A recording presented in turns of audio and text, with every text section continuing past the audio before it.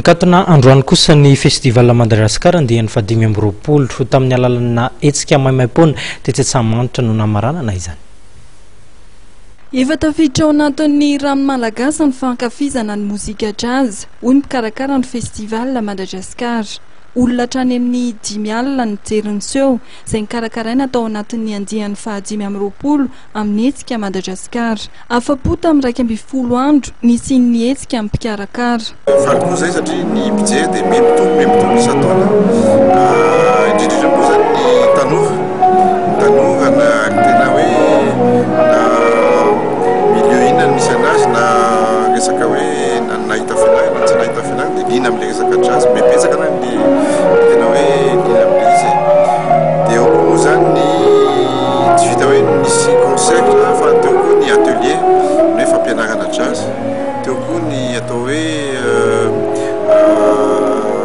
cabaret, teo ny resaka cinéma koa satria nisy an'ilay film Hauteur de minuit le rana nisy an'ny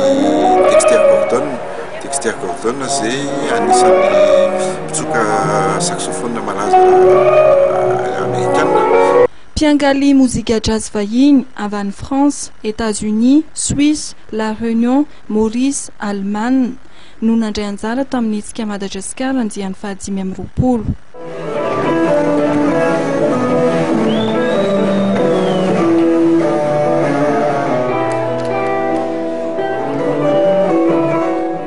Tsy latsa-danja ihany koa fandraisana anjaran'ny artista malagasy. Ireo kalaza toa ny Dadida Rabeson Group, Solo Andrena Solo Quartet dia nampiseho tamin'ity andiany fahadimy amby roapolo ity fa voafehan'ny malagasy mozika jazz ary manana ny aingam-panahy manokana ny malagasy izay tsy ambakan'ny hafa.